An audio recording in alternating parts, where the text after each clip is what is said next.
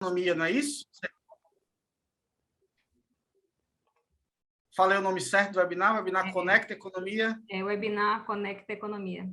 Economia da Universidade Federal Rural de Pernambuco, dentro aí da unidade Serra Talhada. É um enorme prazer estar presente aqui, compartilhar um pouco do conhecimento sobre inovação, dentro desse contexto de humanização, para todos aqueles que fazem parte da comunidade da Federal Rural de Pernambuco, dentro da unidade Serra Talhada, levando conhecimento para o sertão. Fico muito agradecido pelo convite, tá? E aí, inicialmente, aí para esse bate-papo da gente, o convite foi feito, eu trouxe a Maristela. Maristela, boa tarde, por favor, se apresente, e aí aproveita, se bem que foi a sua apresentação bem resumida lá no folder virtual, mas se apresente mais novamente para aqueles que nos assistem, e aproveita e fala um pouco da nossa associação ILINCA, que eu sou novo na ILINCA, é um trabalho maravilhoso que eu tenho já Olha aí. a Maristela já é de casa há muitos anos, então ela sabe falar muito melhor do que a ILINCA do que eu. Boa tarde, Imagina, Maristela. Jamil, estamos juntos aí apresentando a Ulinca, independente do time em termos de organização. Gente, obrigada pelo convite, prazer falar com vocês. Bom, eu sou a Maristela, sou formada em jornalismo, ainda não consegui me desvincular desse hábito de me apresentar falando quem eu sou, baseado na minha formação. Sou formada em jornalismo e design de interiores e fiz uma pós em design estratégico, que é basicamente design thinking e design aplicado a processos de gestão. E a partir disso, depois que eu fiz essa pós-graduação, eu trabalhava antes com produção de conteúdo, jornalismo para web, marketing, e eu passei a trabalhar com inovação por conta dessa pós.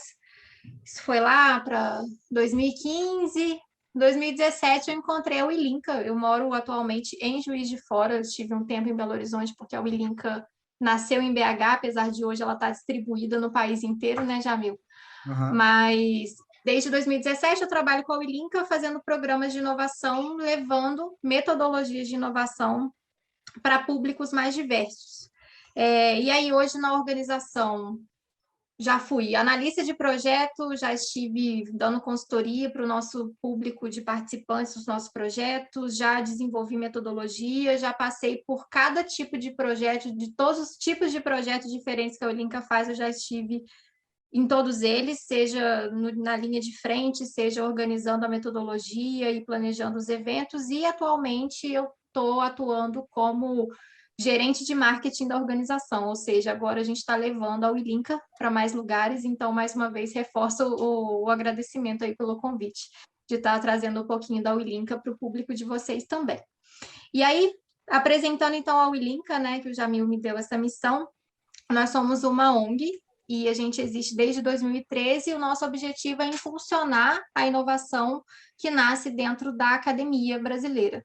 Então, a questão é, vamos falar de inovação com os atores da inovação, mas não falar de inovação no geral. A gente quer com que essa inovação que está sendo feita, seja nas empresas, seja no governo, seja dentro das startups, elas tenham esse link e esse diálogo com a academia, para que a gente possa fazer com que o conhecimento que é produzido dentro dos muros da universidade, ele consiga passar para fora.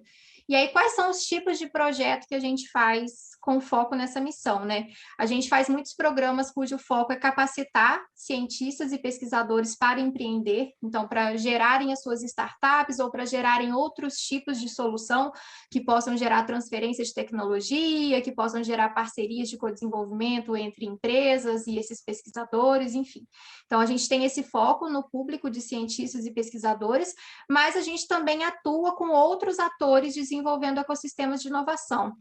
E aí, o que isso significa na prática? Então, vamos supor que o governo de Pernambuco esteja querendo incentivar a inovação de base científica e tecnológica e não sabe exatamente como fazer isso ou precise de uma ajuda especializada. Ele pode convidar o ILINCA para fazer um programa que seja focado no estado inteiro e que junte diversos atores para colocar isso em prática. Ou a gente pode capacitar também gestores de incubadoras, de parques tecnológicos, ambientes de inovação, para que seus processos de gestão e de inovação sejam mais mais eficientes e eles consigam levar mais e mais negócios de base tecnológica para a rua. Então, enfim, onde existe inovação de base tecnológica, existe um problema, a Uilink aparece lá, senta junto com os parceiros, desenha uma solução e a gente implementa. E aí, com isso, a gente já acumulou um histórico bem legal de projetos aí de vários tipos, que eu acho que não vale tanto a gente entrar no detalhe agora, mas a gente fica à disposição de vocês também que quiserem conhecer mais. E acho que cumpri a missão, né, Jamil? Vou devolver para você a palavra. Perfeitamente, Maristela. Cumpriu sempre a missão. Como a Maristela falou, a gente trabalha com inovação de base tecnológica, tá? Então, a inovação de base tecnológica muitas vezes acontece dentro da academia, muitas vezes acontece em grandes corporações, e a gente está sempre atuando nessa intermediação, né? De como preparar esses empreendedores, esses pesquisadores, para que eles tenham sucesso e consigam, de fato, implementar suas soluções no mercado, tá? E aí, me apresentando, meu nome é Jamil, sou líder e gestor de projetos de inovação dentro da Uilink. Estou na Uilink há pouco menos de 4 meses, pouco mais de 4 meses, e está sendo uma experiência incrível, que a gente está rodando muito programa legal com entidades públicas e privadas, e fazendo o empreendedorismo de inovação acontecer no nosso país. Tá? Minha formação, resumidamente, eu sou administrador de empresas e mestre em engenharia de produção formado pela UFRN. Depois eu segui caminhos lusos e fui parar em Portugal para fazer o meu doutorado. Me doutorei em engenharia em gestão industrial com foco na adoção e difusão de tecnologias na Faculdade de Engenharia da Universidade do Porto. Lá me formei, concluí meu doutoramento com sanidade psicológica ainda, voltei ainda com parafuso a menos, Diógenes, mas ainda ciente das coisas que eu posso fazer e mantendo a calma, enfim. Regressei para o Brasil em 2019 e aí comecei, como eu fiz algumas especializações também em Portugal e na área de empreendedorismo e inovação, na Porto Business School, que é a Escola de Negócios da Universidade do Porto, e na Nova School of Business Economics, que é a Escola de Negócios da Universidade Nova de Lisboa, acabei criando gosto pelo empreendedorismo e inovação, regressei para o Brasil e aí comecei a trabalhar com startups de inovação, inicialmente com minha consultora independente e agora passando pelo Sebrae também do Rio Grande do Norte e agora com a Uilink, né, firme e forte. Tá? E aí, o que a gente vai falar hoje para quem nos assiste, né, para o público de Serra Talhada e cidades circunvizinhas, o que a gente vai trazer para vocês hoje?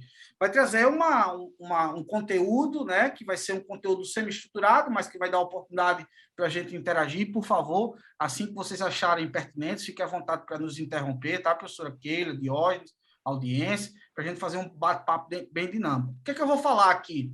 Preparei uma apresentaçãozinha rápida, para dar alguns conceitos, revisitar alguns conceitos básicos de inovação e trazer essas novas tecnologias que envolvem inovação, indústria 4.0 e essa relação com o homem, né, com a humanização. Vou levantar pontos que me preocupam bastante também sobre essa nova relação do homem com essas tecnologias, com a inovação.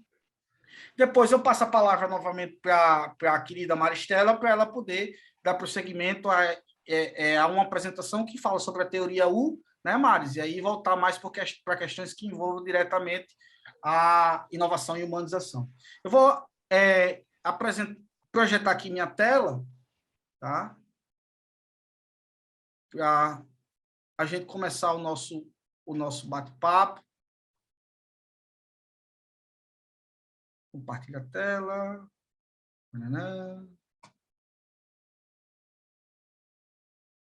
Já conseguem ver a minha tela? Pronto, perfeito. Então, assim, pessoal, o que eu quero trazer para vocês primeiro, o que é inovação, né? Essa definição de Rogers eu gosto muito, porque é uma ideia, uma prática, um objeto ao qual é percebido como novo. Está aí o pulo do gato. Inovação é o novo, né? Percebido como novo por aquele que adota, o adotante da inovação, né?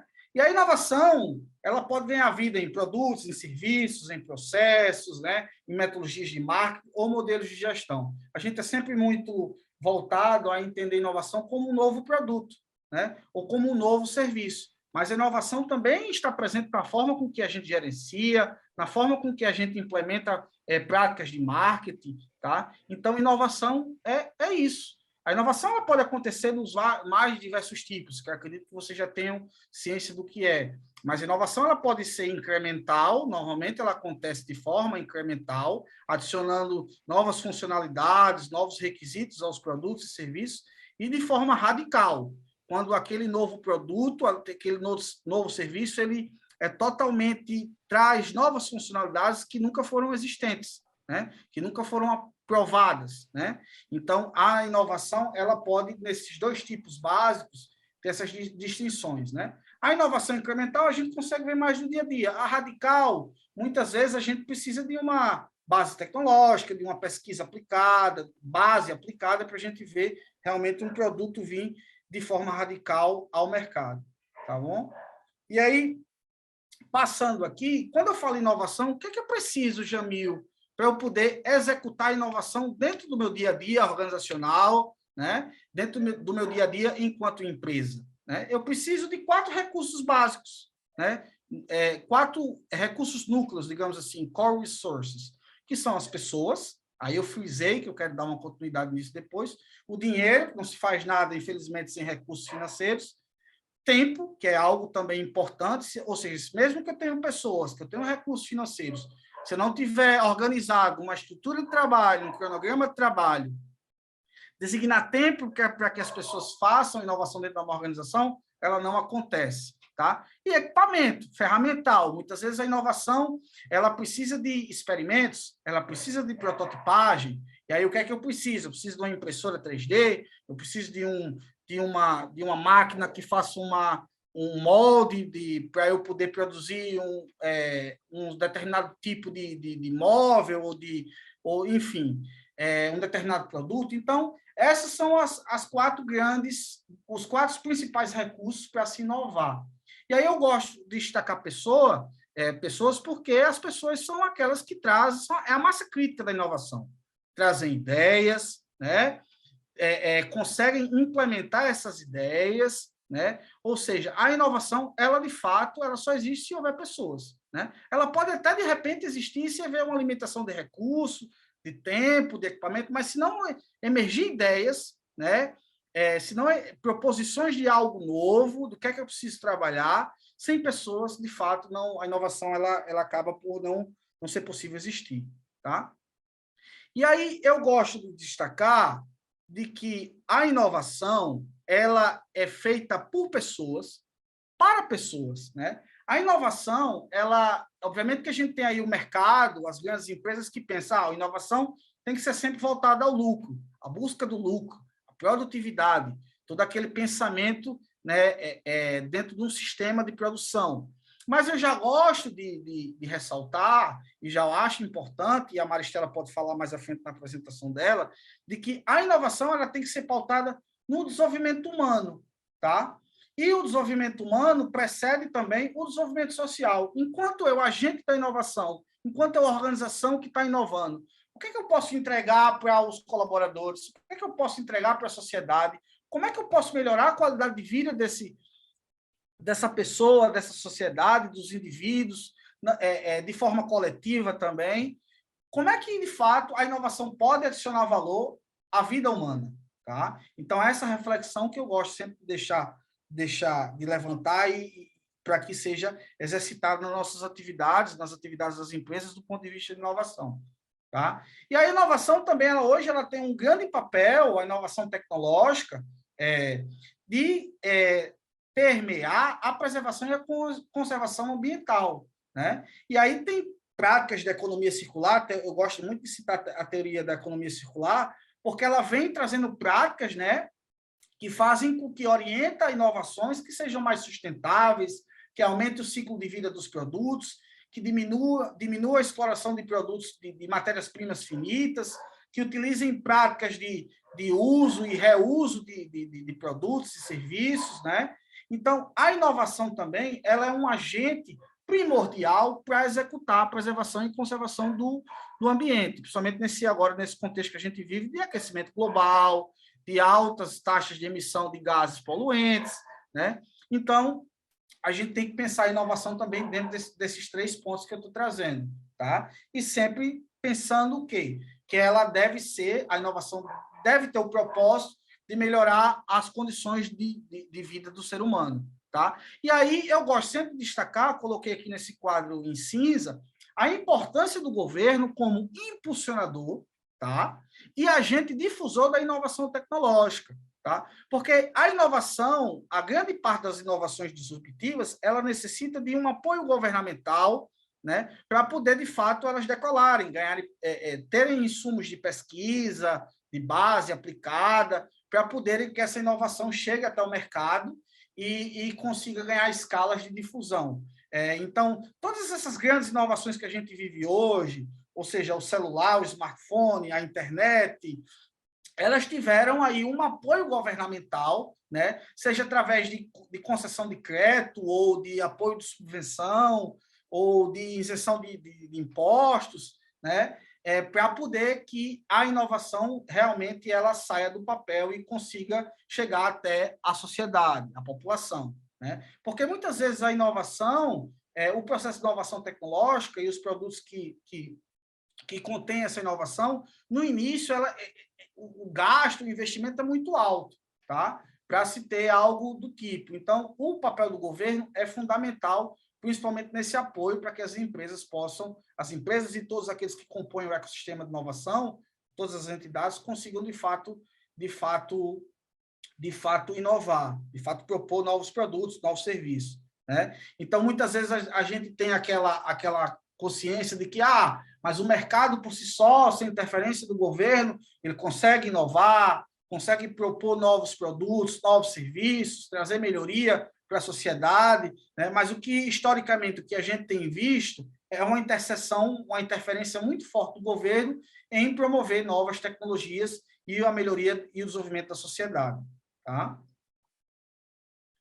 E aí, quando a gente fala em inovação, hoje em dia, a gente vê muito as tecnologias da indústria 4.0, né, que são essas tecnologias, e aí eu gosto muito de trazer aqui uma discussão, uma reflexão sobre a relação dessas novas tecnologias que a inovação vem propondo com o homem. Né? Então, hoje, cada dia que passa, a gente tem mais produtos, ferramentas que trazem a inteligência artificial, né? Que a inteligência artificial ela traz essa questão do machine deep learning, né? Do aprendizado da máquina, né?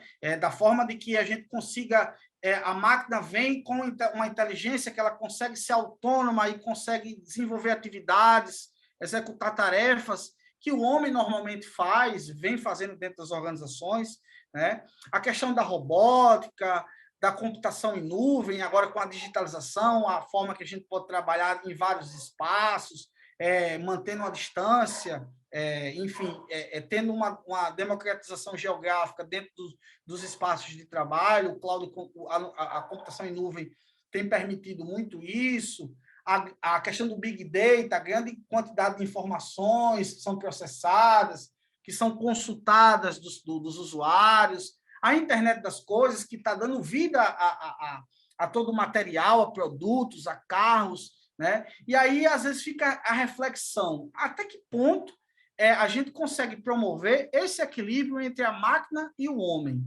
Será que seremos, de fato, substituídos no futuro? Né? Eu acho, assim, a minha preocupação é de que a gente ainda tem que manter as tecnologias como um ferramental que nos auxilia, a inovação e as tecnologias como um ferramental que nos auxilia, mas que não nos substitua. Porque, por exemplo, a inteligência artificial, a gente consegue ensinar através das redes neurais e outras técnicas de inteligência artificial de que as máquinas podem aprender. Mas será que as máquinas elas podem chegar a um nível de empatia, de emoção, de conhecimento, que ela consiga, de fato, substituir o homem em certas atividades? Eu acredito que não. Mas, por mais que a gente chegue a esse nível, como é que vai ser esse contato entre a gente e a máquina? A gente vai perder essa pessoalidade, essa convivência humana, que é a essência do homem, e a gente vai ser substituídos por máquinas? Né? Enfim, eu me preocupo muito com essa questão. A questão da internet das coisas, a gente ter tudo conectado com a internet, e com isso a gente prover informação para as empresas. Por exemplo, daqui a pouco eu vou ter uma geladeira, isso já existe no Japão, que é conectada com o supermercado, ela já consegue prover quando o meu leite está acabando, informar quando o meu leite está acabando, quando o meu queijo está acabando, aí já manda um entregador para sua casa para substituir automaticamente aqueles produtos que estão faltando na sua geladeira. Ok. E depois a atividade que eu tenho rotineira de ir até o supermercado, conhecer pessoas, comunicar, interagir, né? Então, essas novas tecnologias e essa relação com o homem muito me preocupa, porque eu vejo um mercado muito preocupado com produtividade, lucro, venda, e menos preocupado com a interação do dia a dia do homem. Né? Por exemplo, lá o meu pai ainda gosta de ir até a concessionária do carro, de discutir com o mecânico, de consertar o carro dele. Daqui a pouco isso vai ser mais possível, porque eu vou ter já um sistema de carro, já existe isso, inclusive, ao qual ele vai identificar quando o carro vai ter um problema e tudo mais, e já manda o mecânico na sua casa, ou manda buscar o carro. É tudo muito automatizado. A gente está vivendo uma cultura da automatização, né? E da segregação do homem nas suas relações cotidianas, normais. Né? Então, a inovação, a gente tem que ter cuidado, né? Essas tecnologias que estão embasando essa inovação dentro da indústria 4.0, para que a gente não tenha uma vida automatizada, mecanizada, e depois, quando se trata de Big Data, de computação em nuvem, uma vida sem privacidade. Hoje é muito discutido dentro da Lei Geral de Proteção de Dados, né? O quanto e como essas empresas têm um domínio e controle, e elas captam essas informações nossas, por exemplo, de consumo, né? A gente consegue ver muito isso nas redes sociais. Hoje eu não tenho mais privacidade. Eu conversando aqui com vocês, apresentando essa minha apresentação, o meu Instagram, o meu Facebook está escutando tudo que eu estou dizendo para vocês, ok. E aí, se eu falar que eu quero comer sushi, se eu falar que eu quero comprar um sapato, eles vão identificar, vão começar a bombardear de anúncios, enfim. Como é que a minha privacidade nesse aspecto, né? Então, acaba que interferindo, às vezes, no nosso dia a dia, na nossa relação de homem com a tecnologia. Então, isso muito me preocupa. Eu não acho que a gente vai ser totalmente substituído, mas a gente pode ter níveis de automação e níveis de que a tecnologia vai começar a ser invasiva ao ponto dessa questão de ser invasiva, de chatear a gente, né, deixar a gente incomodado. E de automação, eu não acredito que a gente vai ter uma automação completa, não, mas que vai ter a gente pode chegar a um nível de automação ao qual vai suprimir atividades do cotidiano, relações do cotidiano, que é essencial para a nossa qualidade de vida, tá? Então, basicamente, pessoal, essa reflexão que eu gostaria de dizer, tem aqui algumas referências sobre o tema, depois eu posso compartilhar essa apresentação com vocês, para aqueles que queiram entender mais sobre inovação, conceitos, recursos para inovar, e essa foi a minha breve apresentação. Quem quiser estar em contato comigo, está aqui meu WhatsApp Business, fica à vontade para trocar uma mensagem, meu e-mail, e sigam o link nas redes sociais, a Maristela também vai reforçar isso na apresentação dela, e o meu LinkedIn pessoal é Jamil Farcar. Vamos nos manter conectados, tá bom, pessoal? Então, o meu bate-papo foi muito acerca desse conteúdo que eu trouxe para vocês, tá bom? Valeu, Jamil. Acho que eu posso assumir, então, a fala, né? Deixa eu compartilhar minha tela aqui.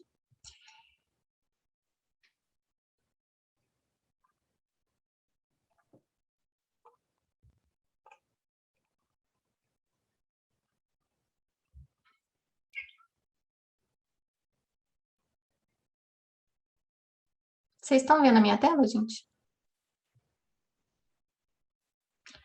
Eu não sei como é que faz para vocês não aparecerem aqui no meu cantinho. Vocês estão vendo que eu estou vendo vocês aqui na minha tela?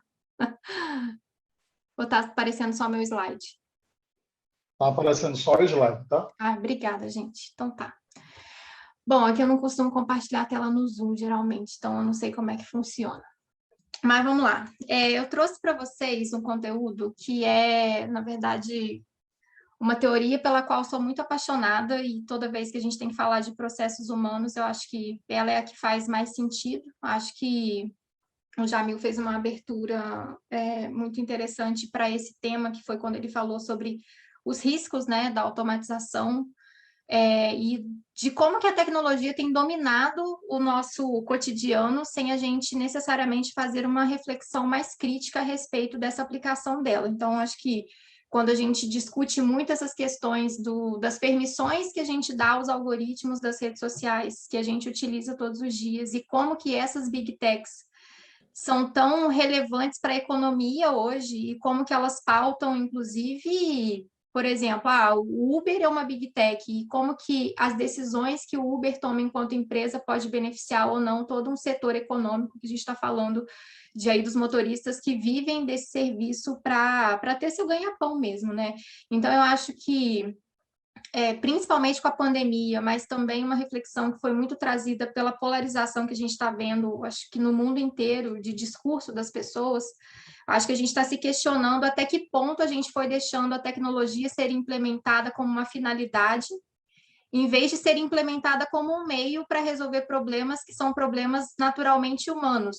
E aí, a partir dessa reflexão, a gente entender também que o pensamento linear de uma aplicação de uma tecnologia, ele não cabe mais. Você precisa olhar para a aplicação das tecnologias de forma sistêmica, de forma que você consiga mapear como que isso vai ter impactos de longo prazo e como que isso vai afetar toda uma cadeia, para que quando ela esteja sendo implementada, você trabalhe em cima das externalidades, ou seja, daquelas coisas que você poderia não estar prevendo, você começa a prever outros impactos que são correlatos ao seu objetivo inicial, mas que você é responsável por eles também, né? Hoje em dia a gente se pergunta muito, e aí, o Facebook, ele é responsável pelo resultado de uma eleição, sim ou não? Então, quando o Facebook foi criado, talvez a gente não pensou o quanto que ele seria responsável por várias decisões aí que nos afetam no nosso dia a dia. Então, agregar esse pensamento sistêmico, ele é muito importante para o pensamento de aplicação de qualquer tecnologia.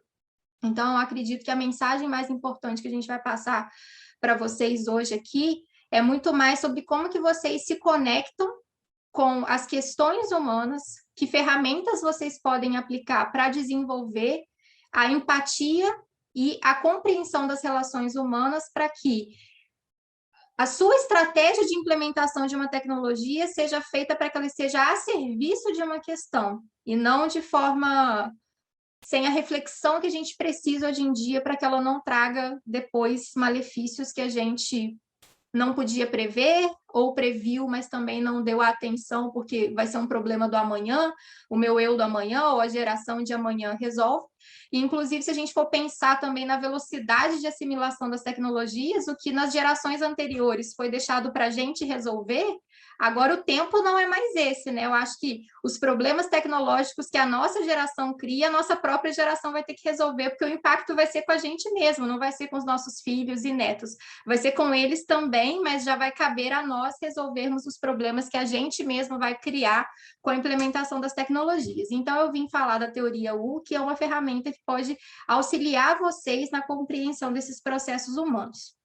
Então, eu queria começar contando, antes da teoria U surgir, falar sobre alguns pesquisadores lá do MIT. Essa moça é a professora Donella Meadows. Ela é uma professora da área de sistemas, né? Ela é da área de TI, enfim, área de informática, não sou dessa área. Enfim, ela é uma das grandes referências femininas, né, na pesquisa de sistemas. E aí, lá nos anos 70, ela fazia parte de um grupo dentro do MIT que estudava sistemas dinâmicos. E a partir de projeções computacionais que eles conseguiram fazer naquela época, eles começaram a se debruçar a respeito da temática dos recursos naturais. Em quanto tempo os recursos naturais seriam consumidos se a gente continuasse com uma pegada de crescimento econômico e tecnológico como vinha acontecendo naquela época? E aí a previsão que ela fez é que entre os anos 2000 e 2100, provavelmente a Terra extinguiria a capacidade dela de gerar recursos renováveis para que a gente continuasse vivendo sobre a Terra. E essa discussão foi lançada nos anos 70, foram projeções que os computadores lá do MIT fizeram, e na época foi muito criticado, né? Não, mas como assim, né? O capitalismo, a economia vai acabar com o ecossistema, enfim. Foi muito criticado na época, até por ser uma discussão nova e também por ir contra interesses econômicos, mas essa discussão pautou muitas discussões sobre meio ambiente que vieram depois e todas as questões que a gente vê hoje sendo tratadas com mais atenção e seriedade hoje em dia. Um dos gatilhos para que essas coisas começassem a ser tratadas tratados vieram da publicação desse livro, da professora Donella. E aí, se vocês puderem ver esse gráfico que está aí no slide, em 2010, os pesquisadores de uma universidade da Austrália, que eu não me recordo o nome, mas depois eu posso pesquisar e passar a referência para vocês também, eles fizeram o estudo retroativo para entender quanto da projeção que elas tinham feito lá na década de 70 se concretizou até os anos 2000. E aí vocês podem ver no gráfico cheio que várias projeções se concretizaram. Então, isso trouxe um alarme ainda maior sobre como que nós estávamos utilizando os recursos renováveis da Terra. Enfim, e aí esse grupo de pesquisa, né, ele seguiu, e uma das pessoas que fazia parte desse grupo de pesquisa lá do MIT foi o Peter Senge. O Peter Senge é um teórico da área de gestão que traz muito essa questão do pensamento sistêmico, que aí vem desse histórico, né, do grupo de pesquisa deles com a professora Donella, traz essa questão do pensamento sistêmico para a administração. Então, foi uma das primeiras pessoas que falou sobre o lado intuitivo do gestor e das lideranças, e sobre o pensamento sistêmico dentro da parte de gestão. E aí, o livro mais conceituado que ele tem nessa área é esse livro que está aí, A Quinta Disciplina. Nesse livro, ele fala sobre a organização que aprende conforme ela vai estruturando as suas novas estratégias e vai inovando, ela vai aprendendo e se transformando de forma sistêmica. E para ele, a quinta disciplina é exatamente a capacidade do líder de ter o pensamento sistêmico. Então, esse livro foi bastante comentado também, ele revolucionou muitos paradigmas na época que ele foi lançado na área de gestão, mas o que eles perceberam depois de um tempo é que as ferramentas que eram apresentadas nesse livro davam certo para metade dos gestores das empresas que aplicavam essas ferramentas e para outra metade não dava certo. E aí eles ficaram pensando, bom, quais são os fatores que levam a essas teorias de fato funcionarem na prática ou não. E aí um aluno do Peter Senge foi o Otto Scharmer, que é esse outro moço que está aí na foto que estou mostrando para vocês. Ele fez, então, um trabalho e entrevistou 150 lideranças para entender quais seriam os fatores que levam, então, a gente a gerar os resultados que a gente gostaria ou não. E até essa pergunta que está aí no slide, por que continuamos criando resultados que ninguém quer? Desde o sentido mais, né, do nosso dia a dia, no sentido de, eu gostaria de ter uma alimentação mais saudável, mas a gente não consegue comer melhor, até porque que todo mundo sabe que a gente precisa preservar o meio ambiente, mas a gente segue tomando decisões de políticas públicas, tomando decisões empresariais, decisões governamentais ou até decisões pessoais que vão contra esse nosso desejo, por exemplo, de fazer a preservação do planeta. Então, o Otto Scharmer, baseado nessa pesquisa que ele fez de 150 pessoas, ele acabou fundando um instituto que se chama Presence Institute, e ele criou a teoria U, que é baseado nessas descobertas que ele fez ao estudar esses 150 líderes. E aí, o principal achado dessa pesquisa foi essa frase: a qualidade dos resultados produzidos por qualquer sistema depende da qualidade da consciência das pessoas que formam esse sistema. Então, não basta você querer a mudança, mas você precisa estar consciente de como o processo de mudança acontece no sistema que você está inserido e como você e as outras peças que estão dentro desse sistema reagem a essa mudança para que você possa, de fato, então, conseguir implementar as mudanças. E aí, pessoal, ele também, por vir, né, desse background de estudos de sistema, ele traz para a gente a questão a teoria do iceberg, que você tem aí na ponta do iceberg são as coisas que você realmente vê. Então, quando você estuda pensamento sistêmico de forma geral, não apenas a teoria U, eles trabalham com a teoria do iceberg também. Você tem o padrão, que é o que você vê se repetir, mas existem causas ali que estão debaixo da água, né, que estão submersas, que a gente não consegue enxergar, e que é o entendimento das causas dos padrões que faz com que você realmente consiga gerar mudança. Então, a proposta dele é que a gente consiga nos conectar com essas partes mais profundas do modelo do iceberg. Então, você tem os comportamentos que você visualiza todo dia, na sua empresa, na sua universidade, dentro da sua família, ou até mesmo em termos de Estado, ou em termos de nação, a gente vê o comportamento das pessoas, mas o que a gente não vê são as coisas que levam essas pessoas a se comportarem assim, que são as nossas estruturas, como que a gente funciona, quais são os paradigmas de pensamento e de onde que vem a fonte dessas crenças e desses paradigmas de pensamento que faz com que a gente se comporte de uma determinada forma, que acaba gerando um resultado que não é exatamente o resultado que a gente quer. Então, ele propõe que a gente saia do pensamento egossistêmico para um pensamento ecossistêmico, onde a gente entenda melhor as nossas relações com outras pessoas. E aí, dentro dessa teoria do iceberg, esse livro que eu coloquei aqui no slide anterior, que chama Leading from Emerging Future, acho que tem versão dele em português também, ele fala sobre as 3 grandes desconexões que a gente tem visto no mundo hoje, na nossa sociedade, e elas explicariam o porquê de muitas questões, né? Então, ele fala que hoje a gente tem 3 grandes quebras que estão impedindo a gente de criar os resultados que a gente gostaria, de prosperidade e de respeito ao meio ambiente, etc. A primeira delas é a quebra ecológica, seria uma desconexão muito grande entre o eu e a natureza, ou seja, a gente não se sente tão parte da natureza. A gente está sempre dentro de a maioria das pessoas dentro do centro urbano, entende que o meio ambiente é um assunto totalmente externo a você não consegue enxergar isso fazendo um reflexo direto no seu dia a dia. E por você se sentir distante, você acaba tendo mais dificuldade de tomar atitudes, de tomar decisões e fazer coisas que colaborem para a sua relação com a natureza.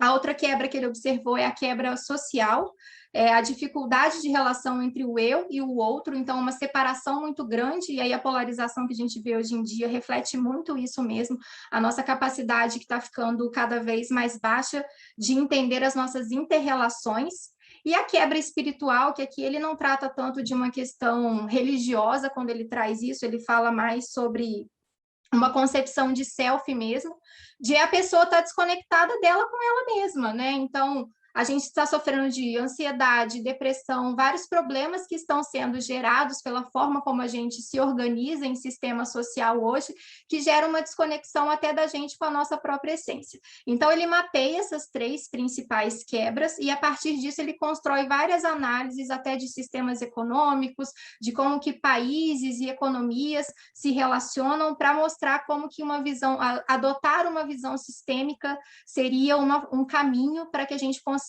criar relações mais duradouras e impactos mais positivos nas nossas ações de inovação.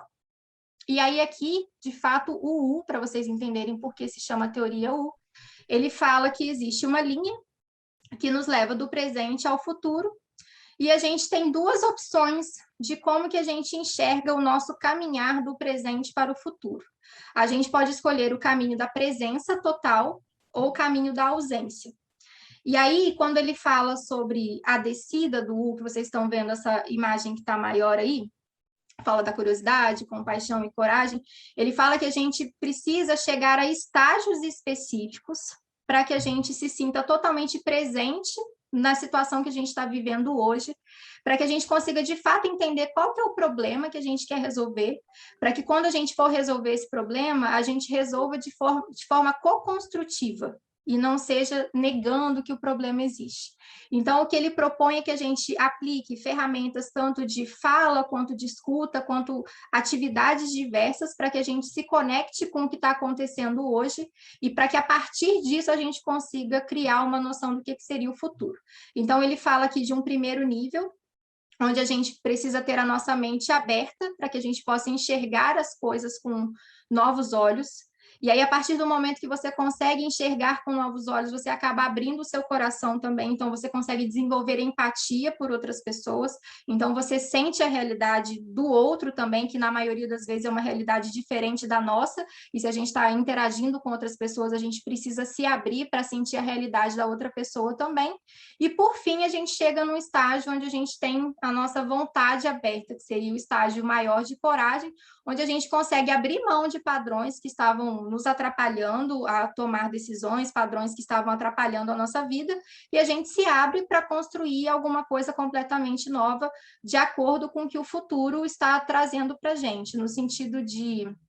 Tanto você pode aplicar isso tanto em relações pessoais, como pensar o que está acontecendo, um problema que está acontecendo na minha empresa hoje, que as pessoas não estão conseguindo se entender de forma alguma, as pessoas estão competindo entre si. O que está gerando essa competição? Você precisa colocar as pessoas num lugar de vulnerabilidade e depois num lugar de coragem, para que de fato a gente entenda por que elas estão competindo, e a partir daí elas consigam superar essa competição, por exemplo.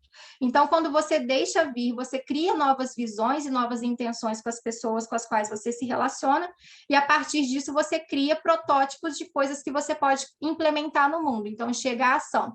Você, de fato, coloca sua cabeça, suas mãos e seu coração para funcionar de acordo com uma coisa nova que vocês querem construir. Quando a gente não consegue ficar nesse estado de presença, a gente pode tender ao estado de ausência, que é quando a gente nega as mudanças, e aí a gente passa por 3 estágios também, como está sendo dito aí nessa figura, porém para o lado contrário. Então, você passa por um primeiro estágio de mente fechada, onde você nega, você tem um preconceito com aquilo que é diferente. Se você subir para um estágio maior ainda, você passa a ter raiva e ódio, e aí isso aqui explica muitas das questões que a gente vê das discussões em cima das polarizações que a gente vê hoje em dia, e tudo isso acontece porque o estágio mais agudo dessa desconexão é quando a gente de fato sente medo. Então, a gente está vendo que alguma coisa está mudando no nosso entorno, a nossa sociedade está mudando, a nossa família está mudando, as relações sociais estão mudando, mas em vez de a gente abraçar essa mudança, a gente tem tanto medo que a gente volta culpando as pessoas e tendo ações que tendem mais a destruir aquele sistema de pessoas do que de fato fazer com que esse sistema se transforme em algo novo e prospere. E aí, na prática, como é que seria aplicada essa descida do U? A teoria U, ela é um framework que traz vários exercícios distintos, tanto para você conversar com pessoas, quanto para você pesquisar problemas, para você ter novas ideias, mas eu trouxe aqui 2 figuras que falam sobre os níveis de escuta e os níveis de conversa que você pode implementar com as pessoas do seu trabalho, do seu entorno, ou, enfim, que estão junto com você resolvendo aquele problema que você desejaria resolver, para que a partir disso você, de fato, consiga chegar nesse ponto de presença que a teoria U fala e consiga colocar em prática ações que vão ser mais benéficas e vão contribuir para a prosperidade desse sistema que você está modificando. E aí, aqui no nível de escuta, por exemplo, quando talvez muitos de vocês já tenham ouvido falar de comunicação não violenta, ele fala muito sobre isso. O nosso nível habitual de conversar com as pessoas é o nível de download, né? A gente tem um hábito de julgamento. A gente ouve as pessoas e aí a gente pega aquilo que confirma o que a gente já sabe ou confirma como a gente enxerga o mundo e beleza, isso aqui tá certo. E toda vez que alguém fala alguma coisa que gera um estranhamento, a nossa tendência é separar, segregar e julgar aquilo ali como, isso aqui tá errado de alguma forma. E aí eu quero contrapor. Então, eu estou sempre num nível de reatividade. Quando eu consigo abrir a minha mente, eu entro num nível de escuta factual, onde as pessoas estão me contando sobre os problemas que elas estão passando, eu estou analisando uma determinada situação, conversando com os outros, e eu começo a notar diferenças. Eu não estou fazendo um julgamento ainda, eu estou apenas assim, falando, olha, isso aqui é diferente do que eu acreditava. Interessante, essa pessoa vê isso de uma forma diferente, então eu vejo com uma curiosidade, eu noto as diferenças. Quando eu consigo aprofundar ainda mais no meu nível de presença daquela situação, eu consigo desenvolver uma escuta empática. Então, a pessoa está conversando comigo, eu estou entendendo aquela situação a partir do que o outro está me contando, e não apenas eu estou observando que está diferente de mim. Eu estou conseguindo enxergar aquilo com os mesmos olhos daquela pessoa, e a partir disso eu começo a criar novas visões possíveis. Não necessariamente eu vou adotar para mim uma visão exatamente igual a daquela pessoa, empatia não é necessariamente você pensar como a outra pessoa, mas você ter a capacidade de ver o que essa pessoa está vendo e entender como ela está se sentindo sobre aquilo. E aí, quando você e essas outras pessoas conseguem chegar no último nível, que seria o nível de maior presença para você analisar um determinado problema, você entra no nível da vontade aberta, onde você faz uma escuta generativa. Então, a sua escuta não é mais só para não é só, né, muito entre aspas, porque fazer isso é bem difícil, se colocar no lugar da outra pessoa, mas também para você observar como que o que essa pessoa está te trazendo de novo, como que o que o entorno está te trazendo de novo, está somando com o que já existe dentro da sua percepção sobre aquele problema, aquela realidade, e a partir disso você cria uma nova visão e uma nova compreensão a partir dessa escuta que você fez no campo. E a mesma coisa se repete para a fala. Você tem a fala do downloading também, onde a sua fala ela é polida e a sua intenção é só não gerar atrito, né? Hoje em dia a gente busca muito, não posso gerar conflito com a pessoa, mas às vezes é no conflito que reside a transformação. Então a gente não interage de fato, a gente é polido, a gente tem uma conversa agradável, vai embora, mas não acrescentou para ninguém. Foram duas pessoas, ou você se relacionou com outras pessoas de forma a estar na presença delas, mas não gerar nenhuma conexão de fato. Aí você entra no segundo nível, que é o nível do debate. Bom, então eu quero fazer uma troca, eu preciso falar para essa pessoa o que eu estou pensando. Só que no nível do debate, eu estou, tipo assim, convencendo as pessoas do meu ponto de vista. Então, eu não estou necessariamente contribuindo. Eu quero participar desse sistema, mas eu estou ainda impondo o meu ponto de vista. A parte do diálogo, você entra, então, no nível da empatia, de que vocês estão conversando de forma como vocês estão se entendendo e abertos a, bom, por que o outro está falando isso? Você coloca o seu ponto de vista também de uma forma mais adaptada, de forma que ele seja mais possível de ser englobado pela outra pessoa, e você está o tempo inteiro refletindo em cima do que essa conversa está trazendo para você. E no nível de presença, quando você chega no nível de conversa com o seu grupo ou com o seu sistema, que você, de fato, aquela conversa ela está fluindo tão naturalmente que, às vezes, vocês podem ficar em silêncio juntos e está todo mundo ali pensando e criando junto, está todo mundo construindo uma nova percepção a partir daquele diálogo que está fluindo ali. Então, aqui são algumas das ferramentas. Não vai dar para a gente explicar como essas ferramentas são implementadas, mas eu deixo como indicação para vocês que procurem os materiais a respeito da teoria U, porque existem vários exercícios que a gente pode fazer, dinâmicas de grupo, exercícios de pesquisa de campo, que até se assemelham um pouco com quem já teve contato com Design Thinking, que você, às vezes, tem que visitar lugares, tem que se colocar no lugar das pessoas, aprender coisas novas ou passar um dia na vida de outra pessoa, de forma que você consiga melhorar a sua compreensão sobre aquele problema, para que a sua resolução não seja baseada nas suas crenças que talvez estão arraigadas com um padrão que não funciona mais no sistema que a gente vive hoje em dia. E aí, por que eu entrei nessa viagem sobre escuta empática e etc., se a gente está falando de tecnologia? É porque se você parte do pressuposto que a tecnologia é um meio para resolver um problema humano, você precisa aprofundar o seu conhecimento sobre aquele problema humano. Então, você precisa, de fato, se conectar com pessoas. Então, aí a sugestão, né, que eu trouxe da teoria U é que vocês utilizem essas ferramentas para que consigam se conectar com outras pessoas e consigam até compreender como vocês estão se relacionando com determinados problemas que vocês podem ter, sejam eles organizacionais ou sejam eles problemas pessoais, para que vocês também consigam limpar as próprias percepções de vocês que estão prendendo vocês em coisas que não funcionam mais na forma como a sociedade se organiza hoje. E aí, por fim, né, queria deixar de reflexão para vocês, é que a transformação ela vai acontecer sempre pelas pessoas, né? Então, não adianta a gente ficar procurando como que se implementa a tecnologia de ponta, essa ferramenta aqui que está todo mundo usando. A gente não pode implementar a inovação tecnológica e o ferramental pela simples finalidade de ser tecnológico e ferramental. Essa tecnologia ela tem que ser um meio para que a gente faça alguma transformação que a gente nota que é necessária acontecer. E o buscar o simples é porque muitas vezes quando a gente entra no ferramental e no tecnológico, a gente entra em processos muito robustos e complexos. E sim, o processo tecnológico ele é robusto e complexo, mas antes de você entrar na robustez tecnológica, você precisa ter a compreensão total do problema.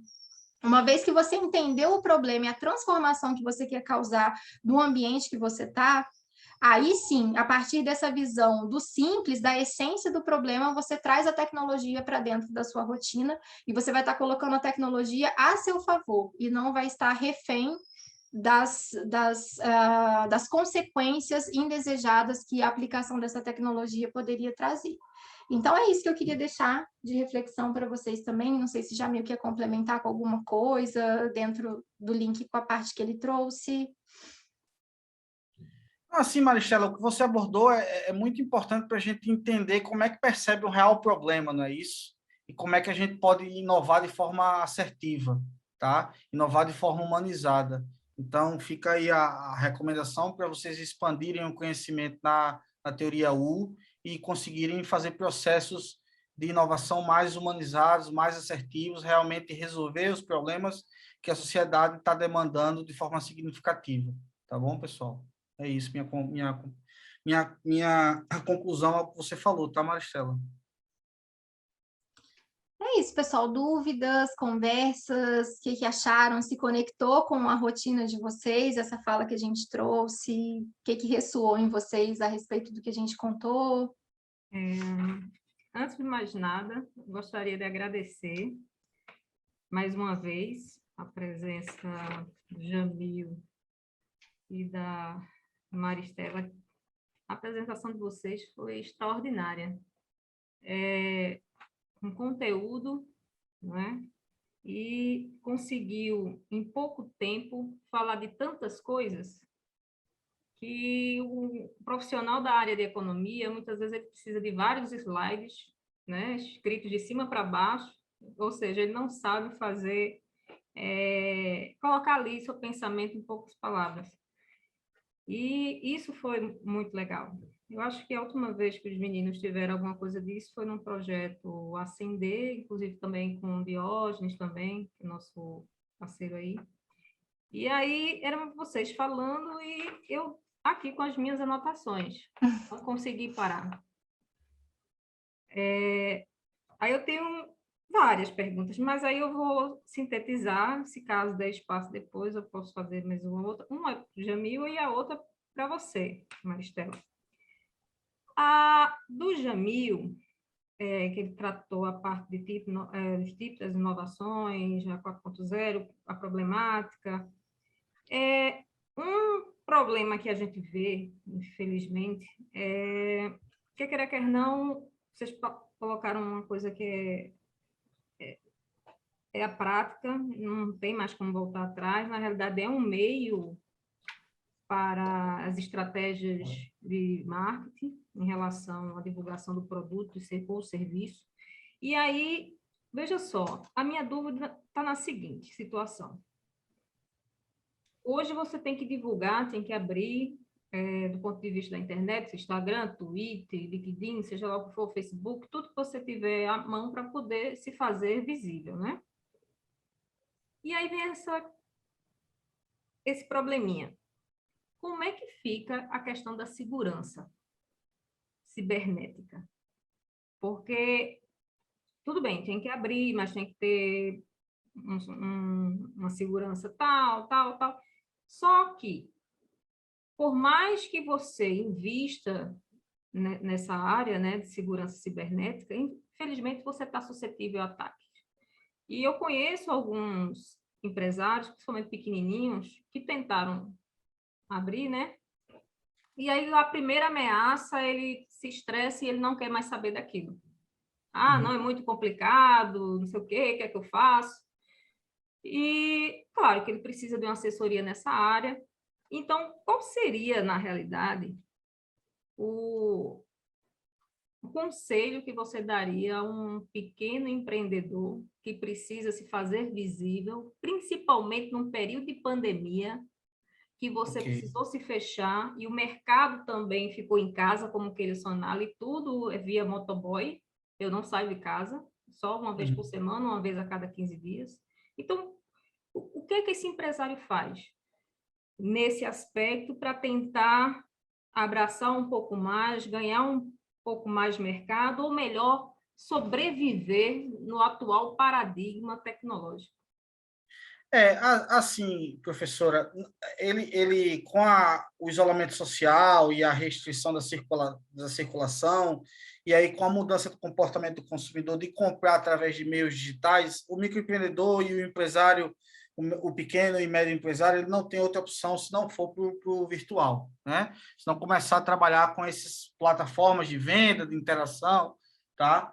E aí, o que os especialistas, eu não sou um especialista de cibersegurança, mas sou um usuário, né, de todos esses serviços.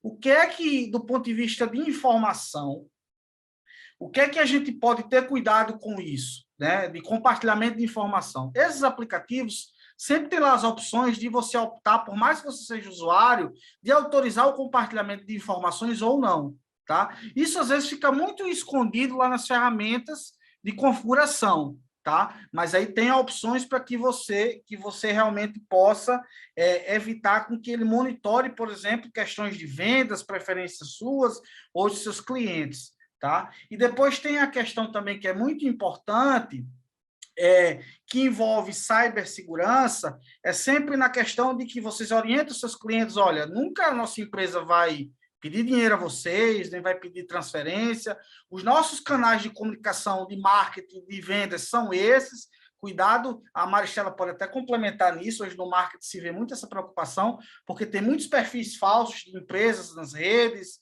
né, intermediando, chegando até os consumidores e oferecendo promoções, e, enfim, e ludibriando e enganando, né? E aí tem essa questão também de segurança, tem a questão dos próprios, quando envolvem meios de pagamentos, eles estarem atentos na utilização desses meios de pagamentos digitais e sempre estar prestando atenção também nas ferramentas de segurança que esses serviços provêm. Então, a autenticação de 2 fatores é sempre algo que sempre tem que estar ativo, né, no uso dessas soluções de pagamento, de internet. Então, sempre a autenticação dos fatores, que eu digo, aquela mensagem que o provedor de pagamento online, o provedor de venda online, ele manda para o seu celular para verificar se realmente é você que está conectando a sua conta, né? Então, tem que... É aquela coisa, é como eu pegar um carro e aprender a dirigir e tirar a licença para dirigir, e a internet também requer do mesmo jeito.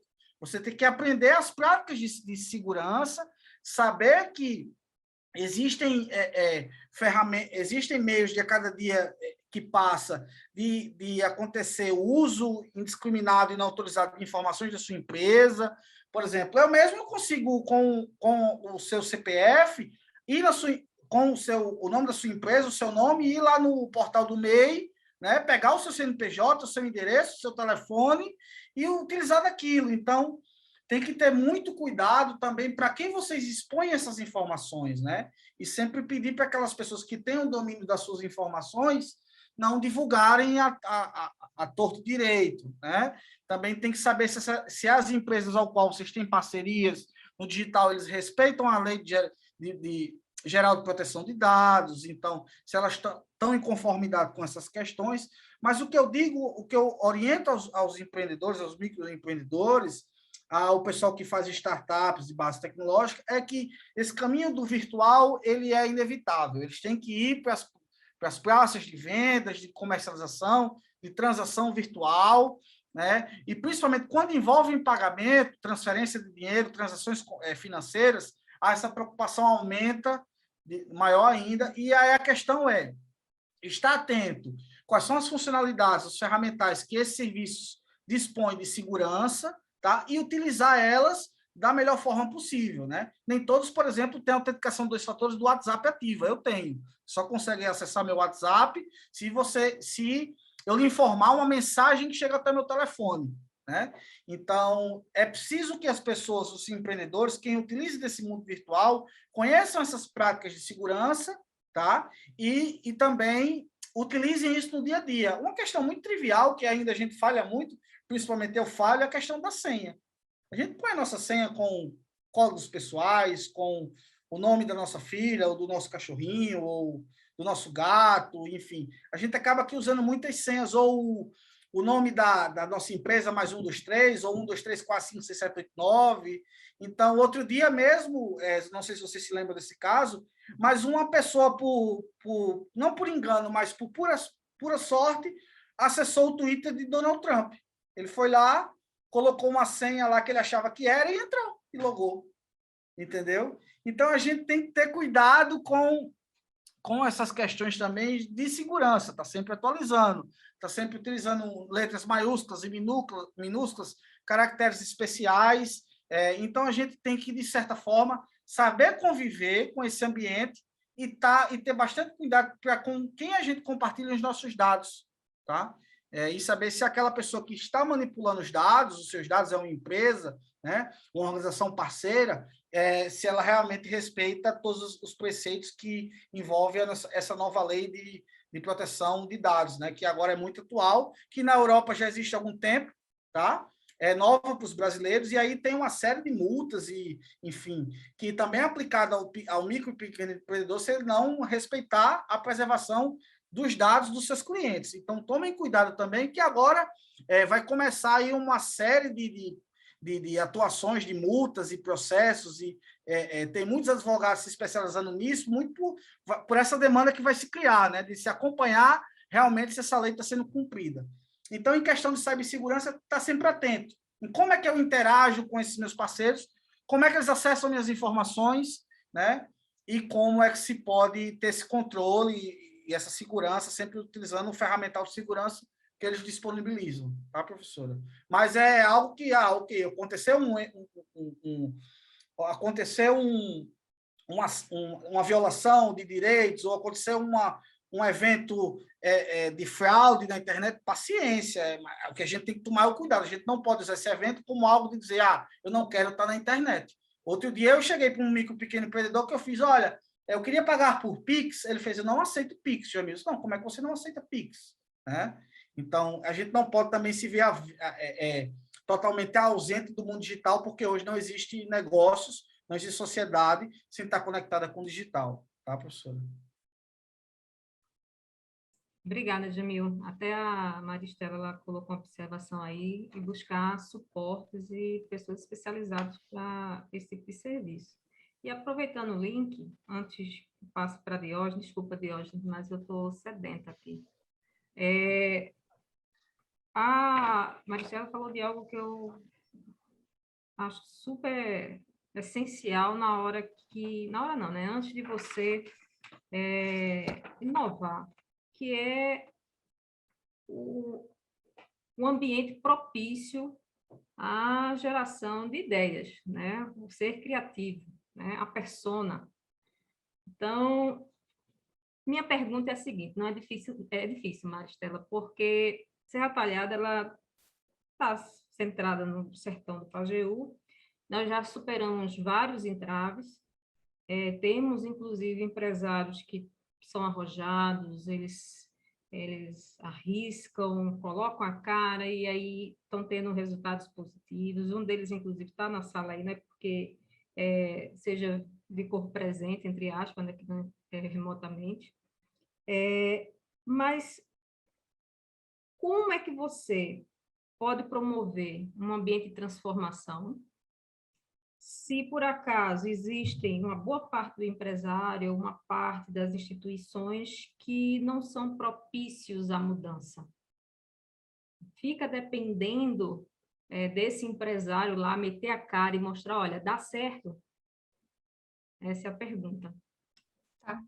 Essa pergunta realmente é difícil. Eu tenho algumas hipóteses e reflexões sobre isso. Eu acho que eu posso colocar e todo mundo colaborar também com as suas próprias visões. Eu acho que, assim, quando a gente pensa em sistema, a gente vê uma pessoa emergindo com uma ação legal. Se o sistema não se conecta a essa ação e isso não gera reflexos em outros nós do sistema, aquela ação nasce e morre. Aí outra nasce e morre. E aí a gente fica vendo essas questões pontuais.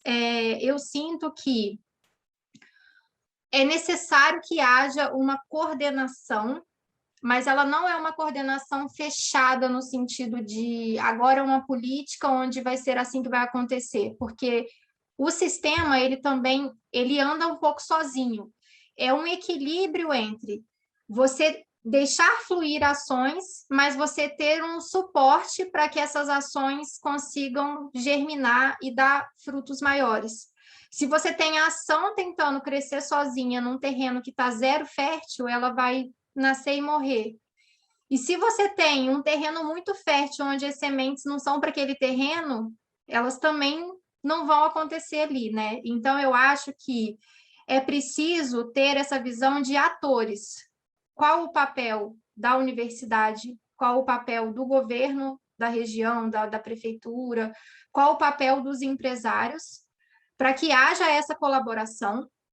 Mas essa colaboração também, uma coisa que, mesmo quem quer colaborar, a gente infelizmente também vê muito acontecer junta-se, aí fala, vamos fazer o ecossistema, vamos fazer o Serra Talhada Vale. Aí monta-se, depois de um ano as pessoas pararam de se conversar porque elas sentiram que aquela ação ali não deu resultado. Eu acho que é preciso que a gente consiga enxergar no longo prazo. Não adianta achar que se a gente se unir hoje, em um ano, a gente vai estar com o ecossistema transformado. Isso é um plano de 5 anos, isso é um plano de 10 anos. E aí a gente precisa conseguir mapear o que mantém as pessoas engajadas no longo prazo. Não é para engessar. O que eu estou dizendo hoje vai ser o que vai ser feito no ano 1, 2, 3 até o 10. Não. É uma visão em comum de forma aberta para que a colaboração vá acontecendo e essa visão vá se concretizando ou se transformando.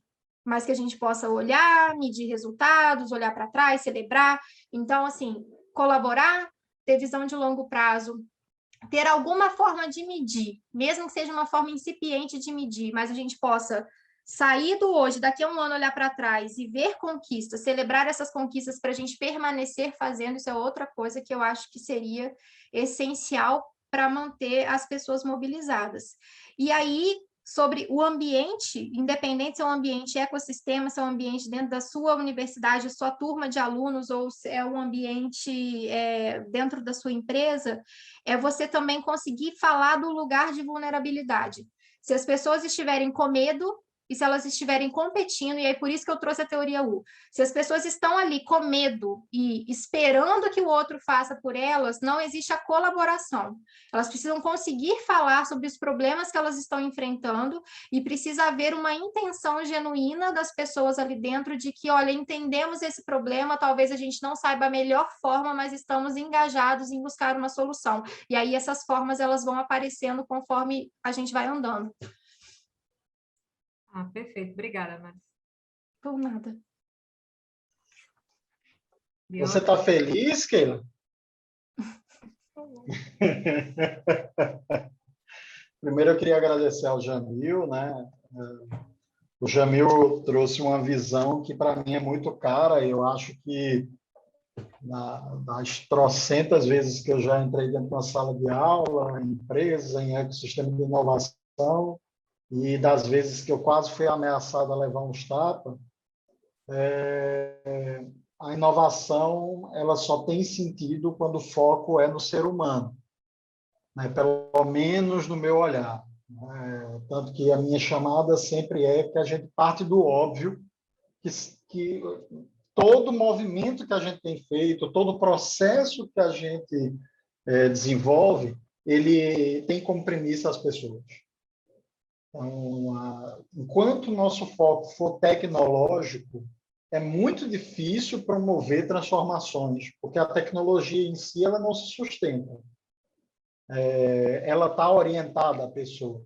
Então, inovação orientada a pessoas. Primeiro, eu queria agradecer ao Jamil pelas falas muito acertadas. Agora eu ganhei mais uma pessoa pela qual, em uma fala curta, a gente acaba ganhando admiração por conta da humanidade em um cenário que nós conhecemos. Eu conheço muitos parques tecnológicos no Brasil e está sobrecarregado de pessoas tecnicistas, né, pouco humanas, e aí elas ficam quebrando cabeça para criar ambientes inovadores. Só que o foco delas é quanta tecnologia nós podemos desenvolver. E a minha questão sempre vai ser, mas com quais pessoas essa tecnologia conversa? Né? Com que pessoas elas conversam, como essas pessoas conversam, como é que funciona essa bagunça aí. O segundo ponto, eu queria agradecer a Maristela por uma visão muito bem traduzida, assim. A teoria U, ela é fantástica, ela tem inclusive base em algumas linhas da psicologia, da TCC, por exemplo, que é a terapia cognitivo-comportamental, né? Principalmente a terceira onda, que é a DBT, que é dialética. Então, toda relação humana ela é baseada numa relação e precisa ser dialética, de conversa, de abertura, né? Na TCC a gente chama de núcleos basais ou pensamentos basais, né? Aquilo que a gente tem como convicção própria. Então, aquele primeiro olhar que a gente tem para a pessoa é por esse crivo.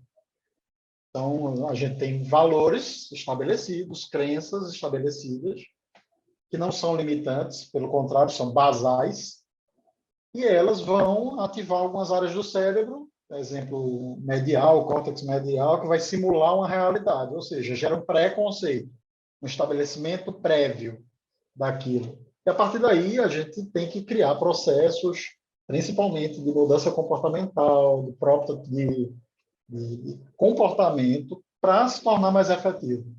Então, esse desenho simples que ela passou ficou muito bem aplicado. Eu queria parabenizar.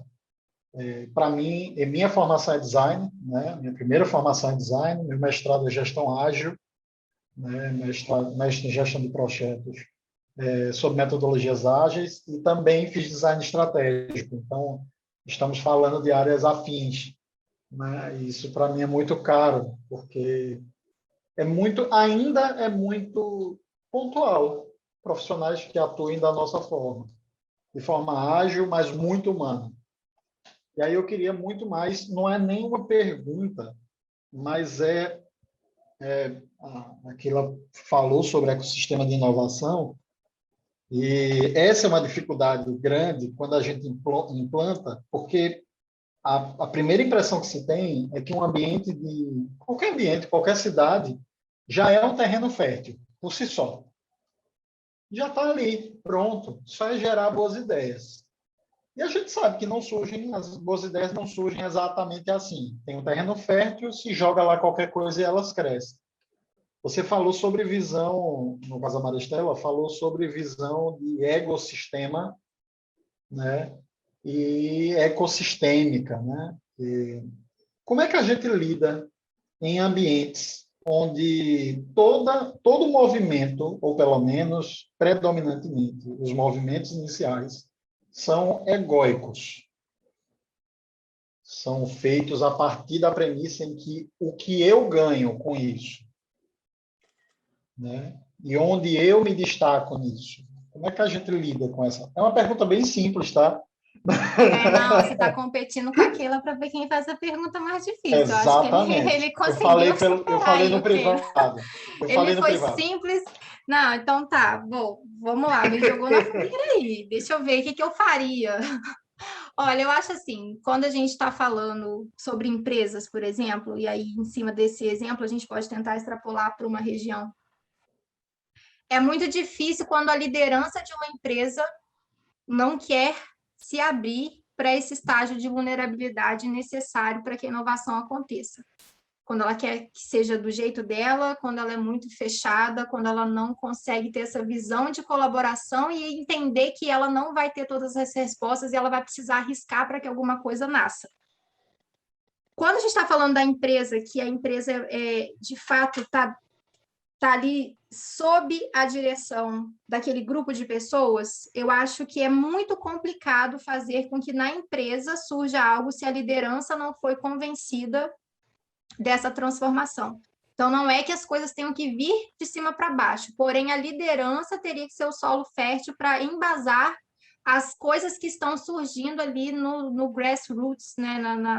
nas raízes ali do que está acontecendo na base daquela equipe. Agora, quando a gente está falando de ecossistema, e aí tem algumas pessoas que lideram o movimento, e se elas lideram o movimento a partir de um lugar que também não é colaborativo, eu acho que dentro do ecossistema a gente poderia, e aí não há receita para isso, eu acho que para cada ecossistema, cada um vai ter que buscar a sua forma de fazer, mas emergir novas lideranças ou outros movimentos que consigam atender às necessidades dos membros daquele sistema que não estão mais sendo atendidos por aquelas pessoas que lideram. E aí, se vai ser, a iniciativa privada vai acabar fazendo algo que funciona mais que o governo, ou uma ONG vai mudar uma determinada região a partir de um trabalho dela. E são várias coisas que poderiam acontecer. E assim, agora como é que a gente faz para sensibilizar as pessoas que estão mais competitivas do que colaborativas e estão mais egóicas do que querendo colaborar? Eu acredito que se a gente conseguir desenvolver a nossa empatia por essas pessoas também e conseguir compreender quais são as causas ali do fundo do iceberg, né? Porque a gente está vendo o comportamento dela ser assim, o padronizado, não colabora, eu quero digitar, o que vai acontecer? O que está por trás da vontade dela para fazer isso? Para que você consiga achar um meio de colaborar com os interesses dela e que aí, a partir disso, você consiga talvez promover uma transformação. Claro que é uma aposta que pode ser feita, mas Sim. poderia ser uma forma de buscar também. Mas, assim, isso aí é difícil demais, tem que ter muita coragem para fazer. Eu digo isso, eu faço essa pergunta E porque... persistência. Eu digo isso porque a gente... eu lido muito mais hoje na elaboração de ecossistemas. Então, fomento de inovação, fomento de empreendedorismo, como a gente fez na própria UAST. Vamos criar um núcleo de inovação ali, uma disciplina que sensibilize os alunos, vamos trazer, aí a Keila tem uma iniciativa muito boa nisso, então traz os empresários para dentro da universidade, trabalhando as hélices, né, bases que nós precisamos para criar um ecossistema, mas esses comportamentos desadaptativos, né, que a gente chama na psicologia, ou comportamento disfuncional, é sempre muito recorrente. Afinal, a gente está trabalhando com pessoas, né? Empresa não é só CNPJ, empresas são pessoas, núcleo de pessoas. Então, tem esses comportamentos disfuncionais. Mas para o Jamil, para meu querido Jamil, ele estava falando sobre novas tecnologias, principalmente a IoT, né? O mais comum hoje, machine learning, a IoT e tal. Estava falando dos cuidados, e é uma discussão que a gente tem em inovação, até que ponto essa revolução 4.0 substitui ou não, quais são os cuidados que a gente tem que ter para essa transição ser mais inclusiva possível, e não seja uma ruptura total onde a gente deixe pessoas desalentadas, né? Dependendo do circuito que elas estiverem inseridas. E aí eu queria a tua visão, Jamil.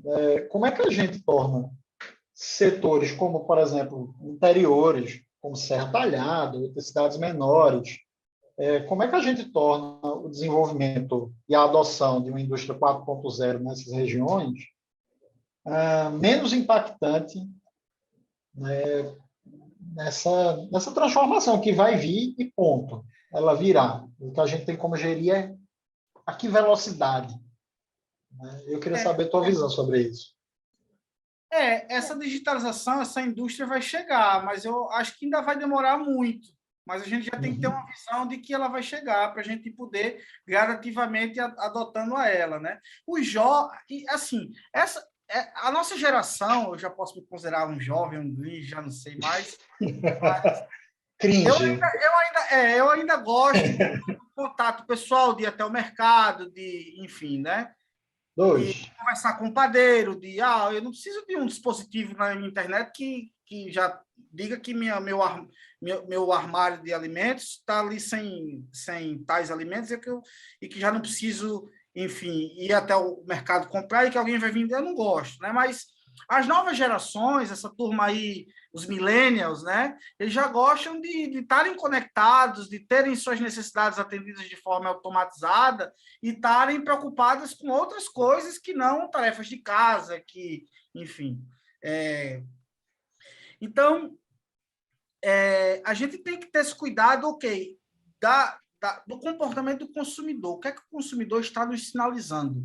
né? Os mais jovens têm essa tendência de estarem mais conectados, de requisitarem uma indústria,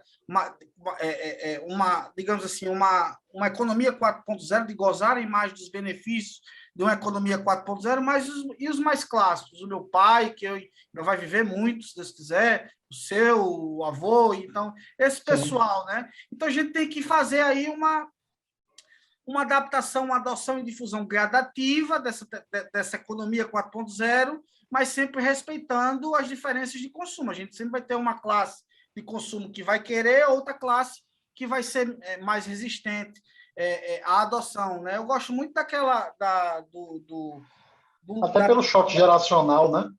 Eu gosto muito daquela teoria de Fusion of Innovation do Rogers, que ele traz lá que tem os primeiros adotantes e depois os últimos adotantes, né?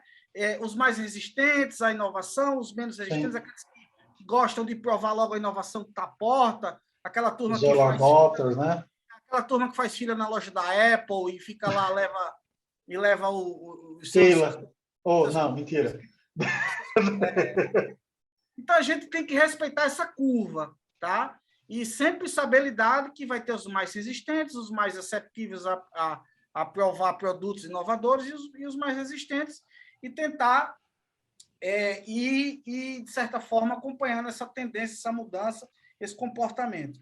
Do ponto de vista de tecnologia e inovação como um todo, essas tecnologias mais Internet of Things, que requer já uma conexão 5G, né? Que requer uma conexão banda larga, eu acho que a gente tem ainda muitos gargalos infraestruturais que a gente, enquanto governo, sociedade, precisa investir rapidamente nisso, né? Para você ver, os Estados Unidos é um país desenvolvido que o presidente Biden agora verificou a necessidade de quê? Eu tenho que investir em infraestrutura de internet, de rodovias, de transporte, de logística. Se eles estão verificando que estão atrasados para adotar essa economia 4.0 de uma forma integral, imagine nós. Imagina a gente.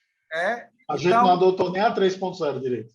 Aí o pessoal pergunta, Jamil, mas vai ter aí os carros elétricos, vai ter aí todo mundo conectado, Internet of Things, vai ter os carros autônomos, vai ter... eu sou ainda muito pragmático e muito assim... desconfiado que essa mudança vai chegar tão cedo para a gente. Tá? Ela vai chegar, mas ainda vai demorar muito. Ainda. Mas aí, só que a gente não tem a cultura de antecipar as mudanças. A gente como brasileiro, a gente espera, né? Aí depois, quando vê que está todo mundo atrasado, todo mundo, né, no déficit, todo mundo no gargalo, ele diz, agora o que é que eu faço para sair do buraco? Depois você já está lá, fundos e fundos no buraco tecnológico, na pobreza tecnológica, se a gente pode... Aí vamos ver o que é que vai fazer. Mas, assim, voltando à sua pergunta, quando você fala o que é que a gente pode adotar enquanto sociedade, enquanto governo, enquanto empresa, dentro dessa concepção de tripsélice, enquanto os agentes do ecossistema, o que é que a gente pode fazer para ir adotando e difundindo essas novas tecnologias, esse novo cenário? Primeiro, a mudança de mindset. Eu não gosto nem de usar muito essa palavra, porque eu já me vejo muito coach, né? Mas é mudar a mentalidade de que a tecnologia vai vir, a gente tem que estar preparado a ela e como é que a gente pode utilizar essa tecnologia, tirar o maior proveito ao nosso favor. E depois, essas tecnologias da indústria 4.0, eu acho que ainda para o nível, ela é premente que chegue logo o mais rápido possível. Mas somente a questão de uma indústria mais automatizada, mais produtiva, enfim, mas eu acredito que ainda vai demorar muito para a nossa realidade, principalmente do sertão. Tá? Sim. A gente precisa melhorar muito em questão de infraestrutura, principalmente, infraestrutura de conexão, principalmente. Né? Porque hoje a tecnologia de internet das coisas não funciona se não tiver internet, ponto. Né? Sim. Já não funciona... A gente trabalhou já não funciona normal, e sem direito. Né? Tem uma internet de qualidade em alguns locais. E depois a questão do carro elétrico. Não funciona se não tiver uma geração de energia distribuída. Hoje a gente tem ainda gerações de energia concentrada em grandes hidroelétricas, termoelétricas. Então, a gente não tem uma infraestrutura de rede que faça com que permita os carros à noite estarem todos conectados e carregando suas baterias. Né? A gente sequer é uma política industrial voltada para essa adoção. dessas novas Aí tecnologias. voltamos ao tema que você falou logo no início, que é o papel do governo nessa transição. Exatamente, de incentivar, como fez com as renováveis no início, tarifas subsidiadas e tal. E Eu hoje participei de alguns programas de inovação junto com a BDI, né, com a Agência Brasileira de Desenvolvimento Industrial e a CNI, e é um passo de formiguinha, né, bem mesmo, porque você vai pegar indústrias, ver onde é que elas estão no momento, quais são as bases que elas têm de desenvolvimento industrial e transformação industrial, para ir inserindo tecnologia a tecnologia, mudança a mudança, processo a processo. Tem indústrias que nem têm esteira de processo clara. Né? Ela tem uma coisa ali, ela tem algo. Ela funciona há anos assim, e tudo certo. Mas não existe uma clareza dos processos lá empregados.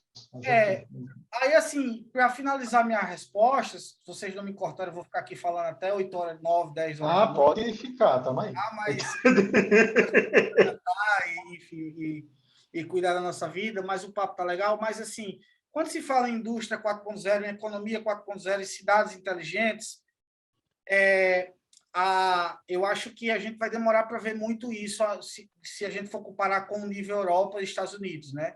Que é principalmente o nível Europa, que é uma realidade que eu vivo, porque eu vivo entre Porto e Natal, e estou sempre lá no Porto, vou agora passar um período lá e fico um período aqui em Natal também. O modelo que a gente atua aqui na Uilinka de home office permite isso. Então, eu já vejo alguns serviços, quando eu vou a grandes cidades, que já vejo uma economia digitalizada, serviços digitalizados, o Green Techs, enfim. Que eu vejo políticas tecnológicas, políticas governamentais voltadas para o green, muito fortes lá fora, não vejo aqui no Brasil, infelizmente. Eu vejo que isso ainda vai demorar bastante tempo para acontecer a nível Brasil, quando a gente fala a nível das grandes cidades. Aí, quando a gente fala dos interiores, mais ainda. Interior ainda mais. Muito por essa falta de infraestrutura, muito dessa falta de investimento em capital humano. A gente precisa muito investir ainda em capital humano, em pesquisa, em ciência, em tecnologia. A gente vive um processo de desinvestimento na educação, na ciência, na tecnologia já há muito tempo, tá? Não é desse governo por si só. A gente falta uma política industrial, econômica, que priorize o desenvolvimento de uma indústria de todos os ramos de tecnologia, farmacêutica, de energia. Se você pensar que a indústria, falta ainda uma indústria nacional robusta, para que a gente consiga prover todos os insumos e ferramentais que a gente precisa para essa nova economia, essa nova indústria 4.0 acontecer de fato no Brasil, porque se a gente for depender de importação, não vai dar, o dólar está aí já, a gente vive num período de estagflação, ou seja, a gente está com alto índice de inflação e uma estagnação econômica.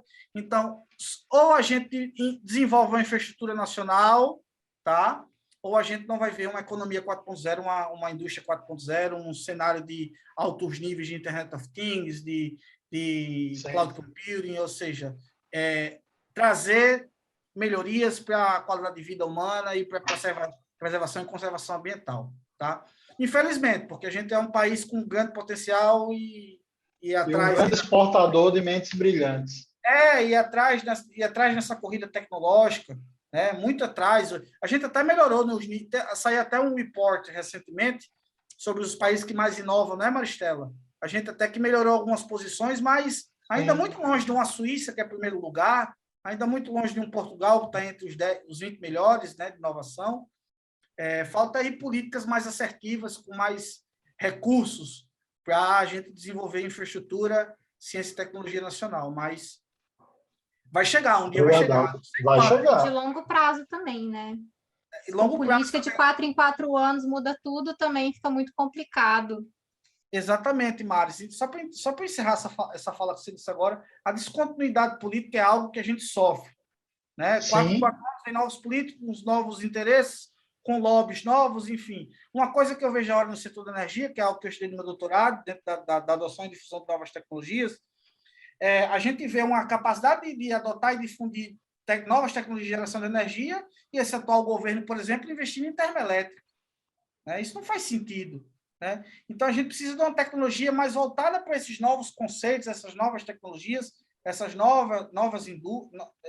novas formas de tocar a indústria, ciência e inovação, para a gente não ser mais coadjuvante e ser eternamente um país subdesenvolvido, para a gente passar realmente a figurar entre os grandes players, né? Então, eu, inclusive, estou bastante preocupado, mas a gente não vai alongar esse discurso econômico e político, mas eu me preocupo, será que a gente vai nos próximos... A gente vê muito em horizontes, né? Para quem faz políticas públicas, inovação, ciência e tecnologia, já se tem claramente onde a Europa quer chegar em 2030, 2050. A gente não sabe nem... Horizonte é muito, muito amplo você falar para a gente. A gente não está vendo a névoa da frente. Às vezes eu não sei não sei nem se a gente vai ter república até o próximo ano.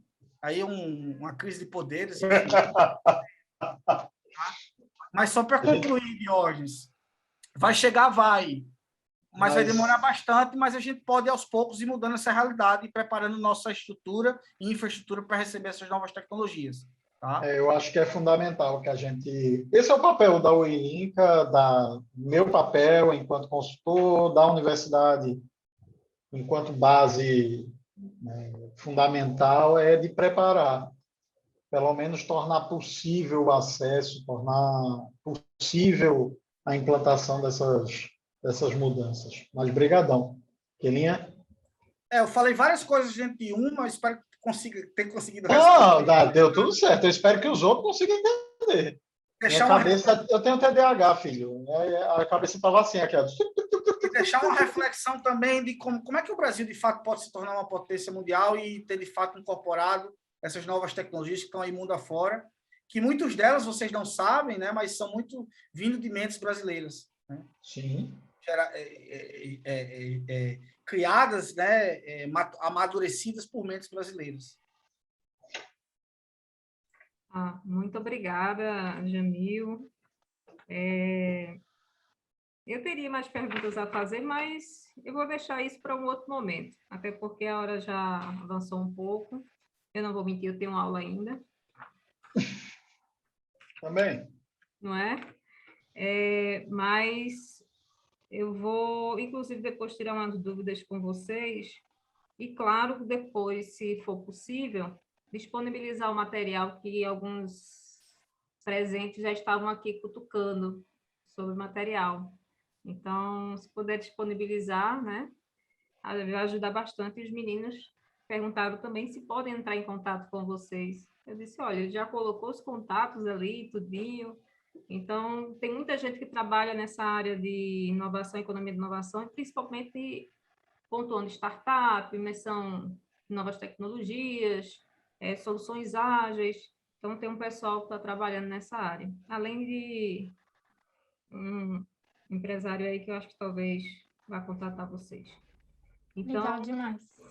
Eu queria... Pode entrar em contato, a gente deixa o material, tem o LinkedIn, o e-mail também vai estar no slide que a gente vai mandar, podem ficar à vontade para entrar em contato. E até fazer uma propaganda agora, não para o marketing, mas para o RH, pessoas aí que trabalham na área de inovação, cadastrar o currículo lá no Banco de Talentos da UINCA. É sempre bom a gente estar em contato com mentes brilhantes e até de outros lugares fora do Sudeste também, isso é essencial para a gente. Obrigada, viu, Maristela? Olha... Tem um bocado de e-book lá na UINCA, já dei uma olhada, tem vários e-books. É verdade. Lá, muito massa, muito massa. Então, eu gostaria de agradecer, Jamil e Maristela, vocês são espetaculares. Diógenes, meu parceirão, minha dupla, né, dinâmica. E, né? Tem trabalho para você também aí, viu? Gostaria de agradecer a todos que participaram e puderam aproveitar um pouco aí do tempo disponibilizado por esses dois extraordinários palestrantes. Realmente, assim, quero aprender um pouquinho, utilizar essa metodologia que vocês abordaram aí. E, Diógenes, tem alguma coisa mais a comentar, querido? Já falei demais, por sinal. Está bem. Depois das 10 horas, eu vou converter e vou colocar a gravação lá no nosso canal do YouTube, tá bom? E faço as devidas divulgações e também para os palestrantes da webinar de hoje.